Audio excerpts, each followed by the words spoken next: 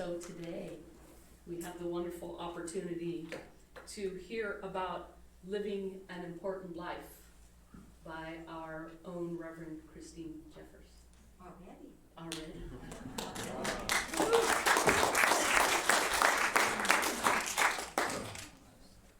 Well, I'm going to, first of all, jump off of what Reverend Kathy just said, because actually my title is Living an Empowered Life, but your life is important.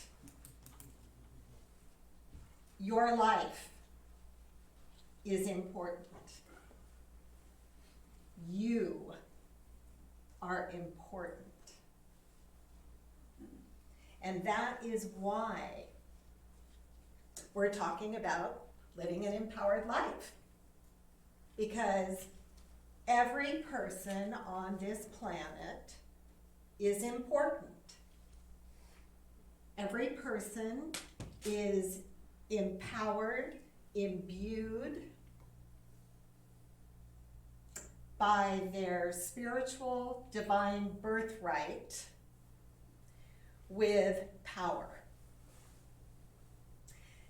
Now, in teaching the science of mind, which is the teaching for the Center for Spiritual Living, for many years, I mean many,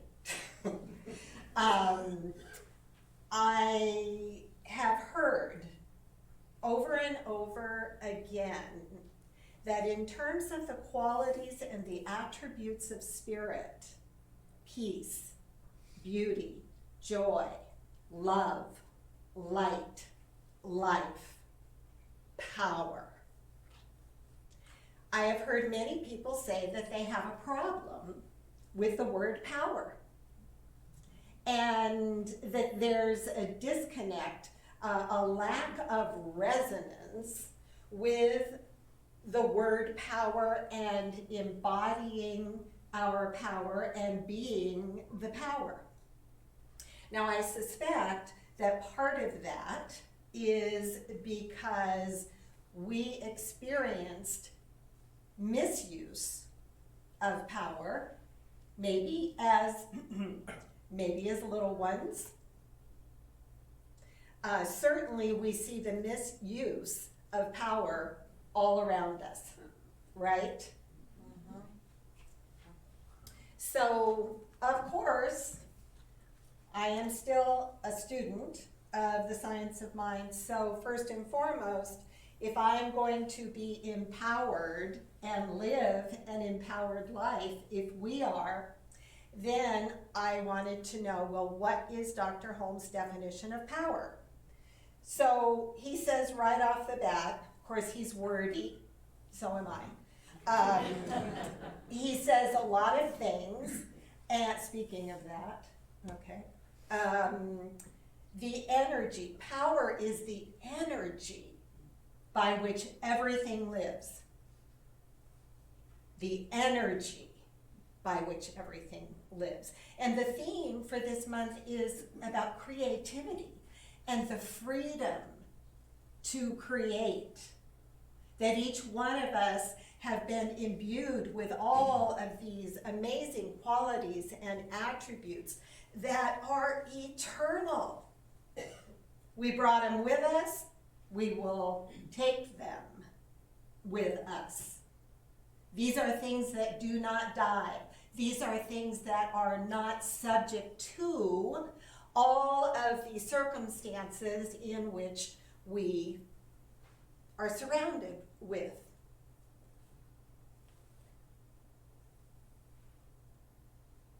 The energy by which everything lives. The creative medium of spirit is the great mental law of the universe. Now, what is important about this, as we know from law of attraction, talking about law of attraction, that there is a creative law in the universe and we are using it right all the time according to our beliefs.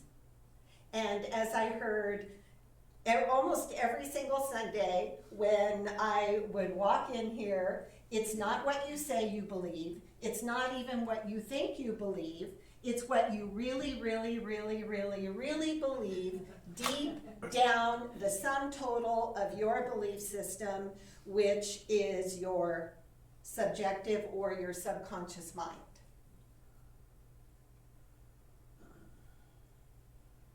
And out of that, we tell a lot of stories. Now, I also want to say that there is only one mind. Science of mind, we use the word mind in the absolute to mean God, spirit, infinite intelligence, divine wisdom, and all of the other amazing, beautiful, spiritual words and names for God, which describes the nature. And Dr. Holmes, when he wrote the Science of Mind textbook, he said, what I'm doing, what I'm gleaning and calling the science of mind is the thread of truth that runs through all spiritual traditions and religions. And that truth is that God is all there is. There's only one mind. That mind is God's mind. That mind is our mind.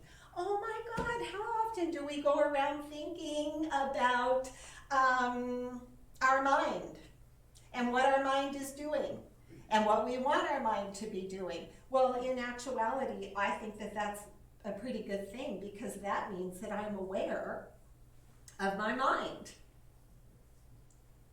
And I'm very curious about my mind. Now, I wanted to talk about stories today. But first, let me say, living an empowered life, the three factors of living an empowered life are decisions, not in any particular order. Decision making. We're always making decisions.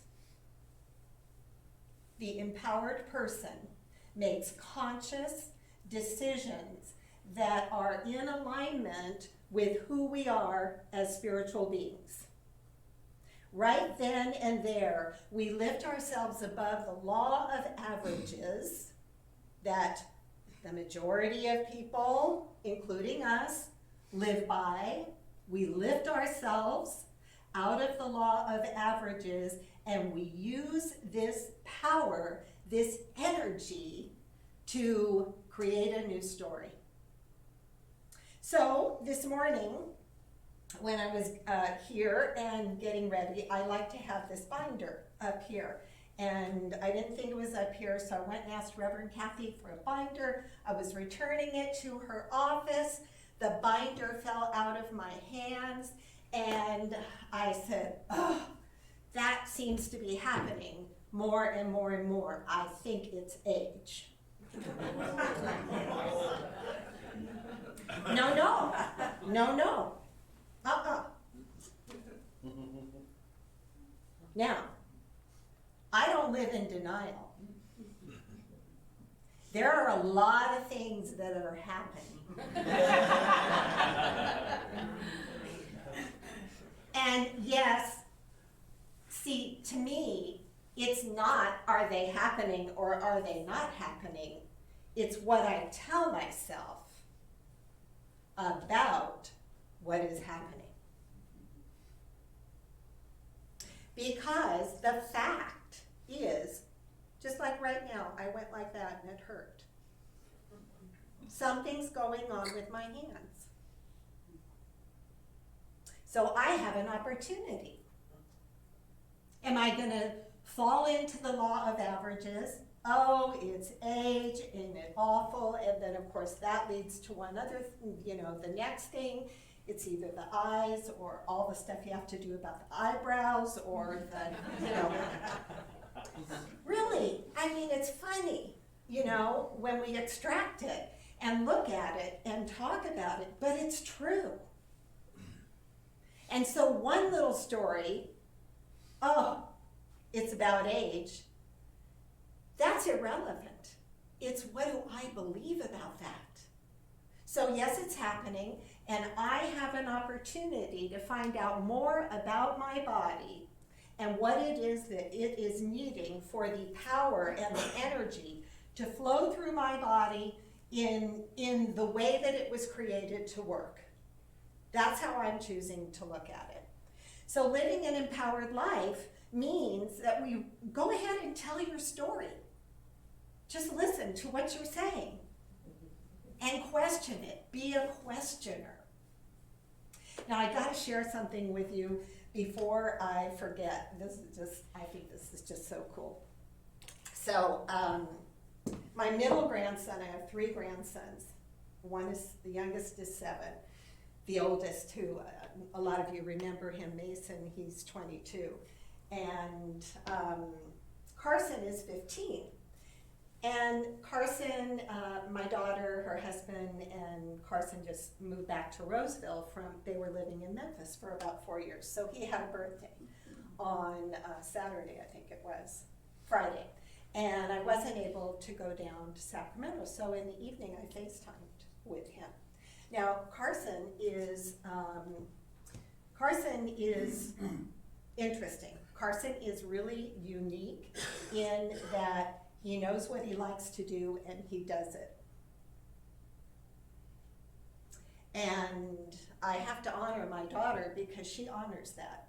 She isn't like, oh, you should be more active, oh, you should do this, oh, you should do that, which is probably what I would have done at that time. And she honors where he's at. And so he is really into the computer and games. And when he was 13 years old, he was creating games, and he sent them to me. I didn't like them, but that's not the point. I don't live in that world, right? I don't live in that world. So anyway, we're FaceTiming, and Friday night, and it's like, so that's your birthday, and well, how was your birthday? And he pulls this box into the screen, and he says, do you know what this is? I go, no. Now, I can't even tell you what it was, except that it's about creating games. What he wanted to tell me was what it cost. Because he bought it with his money, birthday gifts, I don't know how long he saved. And this was only a small portion of what he needs. And it was almost $500.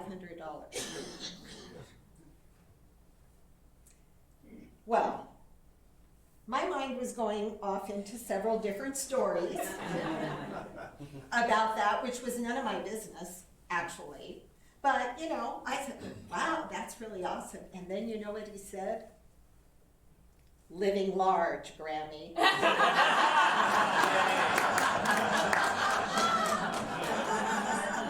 Isn't that awesome? Living large.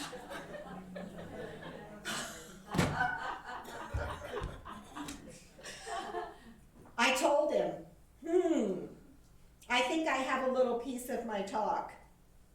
Yeah, of course he doesn't know what that means. But anyway,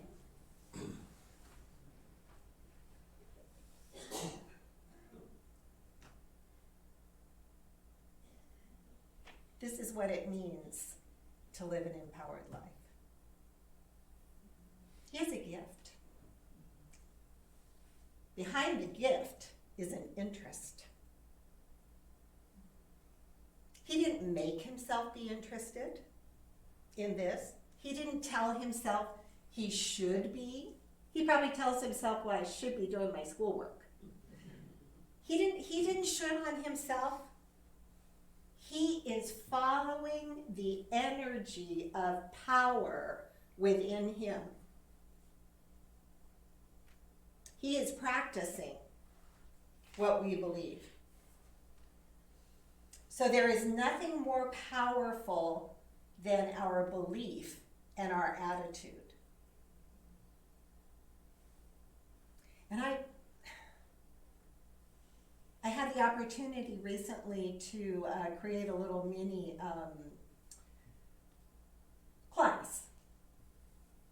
And I took that idea and dove a little bit more deeply into it and gave it some thought, because what came up in me is that really true? Is that really true? That there is nothing more powerful than my belief and my attitude.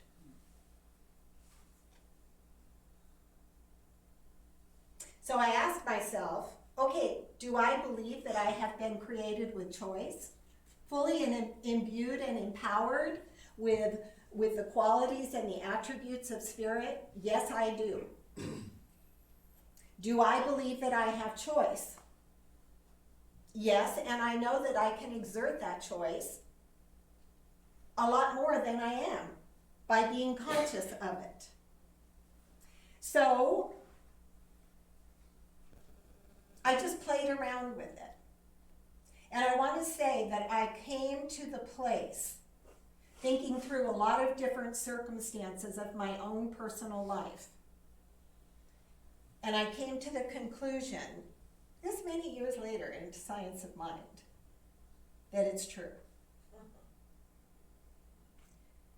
That whenever I am faced with something, and we're all faced with things, not only every day, but every minute, that how I choose to see it and think about it and my attitude is the freedom of choice that I have been given. Freedom and creativity. We're celebrating that idea in July. But this is not, just US. And look at the ways that it's happening all over the world, like in Russia. People out demonstrating, even though they're being arrested for it. They are choosing. They have an attitude, democracy, freedom of choice, the ability to live our life, to live our lives the way that we see fit, in a way that resonates with you and with me, is a God-given right. And I know that when I don't follow that natural place of what my interests are, balanced with the stories that I tell myself about it. Can I do it? Is it too much? What if I fail? Oh.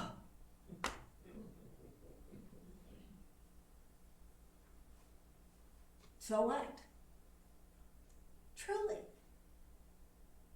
So I would like you to take a moment, and I would like you to just share with somebody next to you or somebody behind you.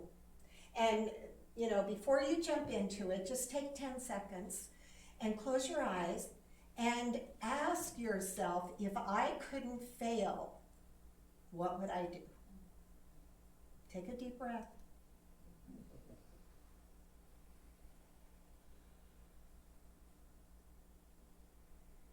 So you can share with the person next to you or behind you, and I think sometimes it's more powerful to share with somebody you don't know, but that's up to you.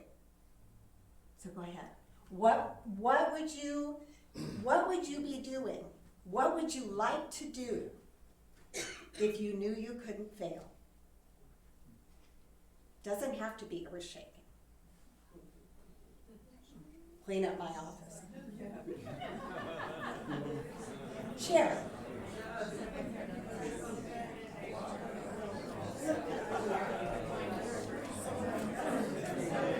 I have to help. 30 seconds.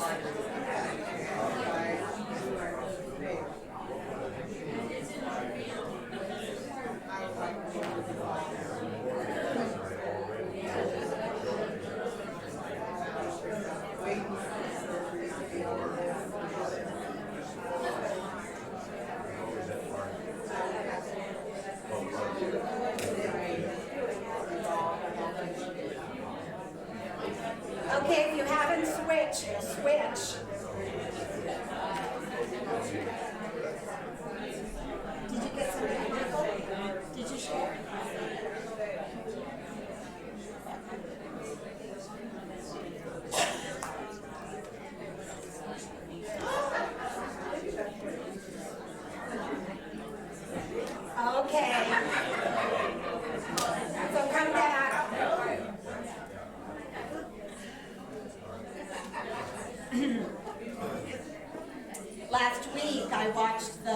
stream, and Reverend Lisa talked about this in a way, and she showed the video, and the song, If I Were Brave. Oh, that song just makes me cry my eyes out every time I hear it. If I were brave, the things that I would do. So who's willing to share? What would you do if you knew you couldn't fail? If I knew I couldn't fail, I would make it so that all the people in the world would turn around and do something about our climate change so we would have a future. Okay. Beautiful. All right. Now, I just want to point out, the teacher in me, that the first part of what you said is, what was your part? The first part? What would you do? Make it so? Make it so. Okay, so you would do your part to make it so. Yes, If you knew you couldn't fail. yes. All right. Now, this is thank you, Marva, for sharing, because that's a really good example, because her desire includes others. And there's a possibility in there that she could say, if everyone else doesn't get it, I failed. And that's not what this is about. Because when we're passionate about something, like climate change, we step into that arena knowing that because of our activism, because of information, because of knowledge, because we're willing to step out there and talk about it, that some people's minds will be opened. And that's a success. And in actuality, walking it back a little bit, if that is something that I am really passionate about and the energy is going that way, I am a success as soon as I open my mouth.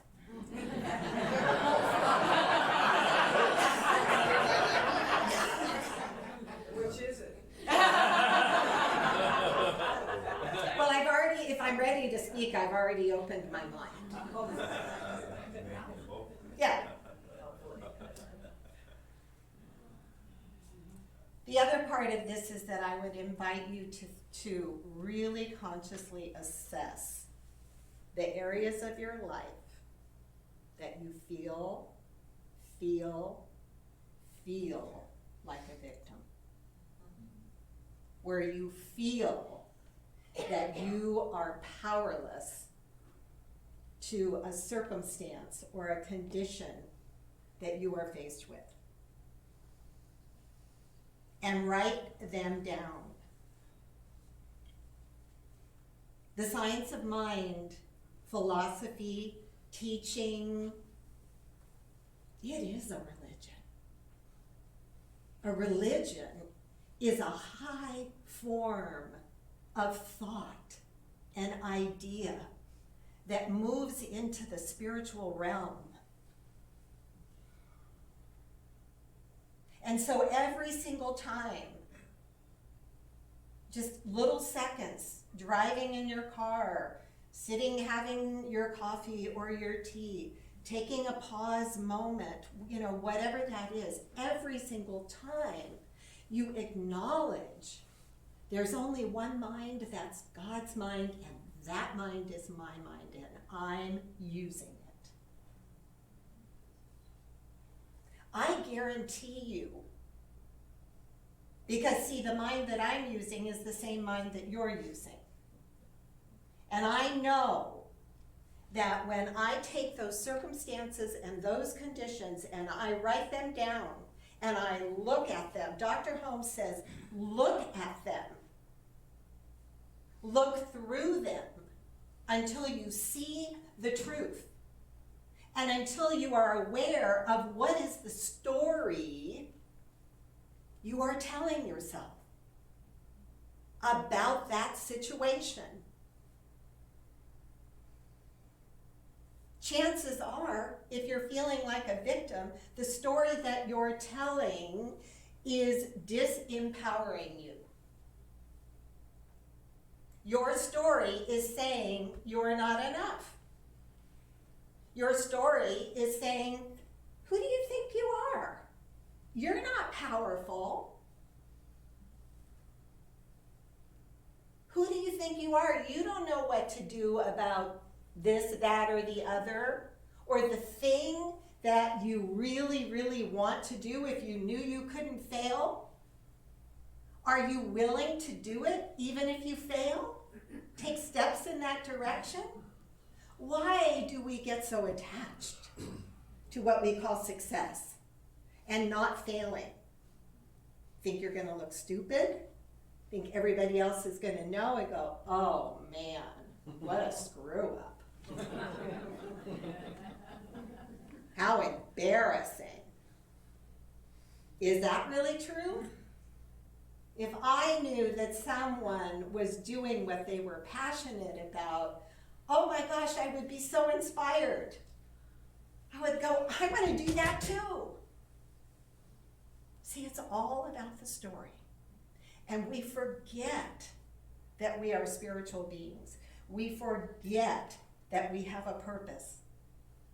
We forget that when we choose, we are using the energy, the divine spiritual energy by which everything lives.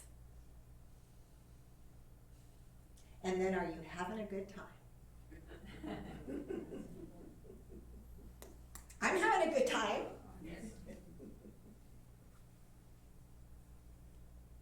This is the way we need to live. Otherwise, we fall into what Dr. Holmes calls the law of averages.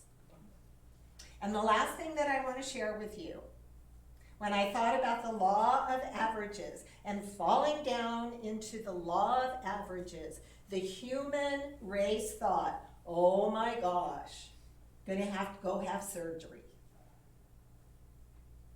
Because I know so many people that have had this. Well, maybe not. The law of averages. We are only subject to the law of averages according to our belief. And when we are falling down and living in the law of averages, we are in the ditch. And my mother told me over and over and over again when I was growing up that just because everybody else does it doesn't mean that I need to do it. Thank you, Mom. So inspiration is everywhere. Living an empowered life is about the decisions you make, the conscious ones and the unconscious ones. Living a empowered life is about being confident that it's okay to fail. Living an empowered life means that you are trusting yourself and you are trusting the power for good that created you. There's a power in the universe for good. It's right where we are. It is the mind and the totality of our being that we are using. And we are about the business of using it and living an empowered life. And everybody say with me, I'm living large. I'm living large. Oh, I believe it. I got chills. Awesome, and so it is. And so it is.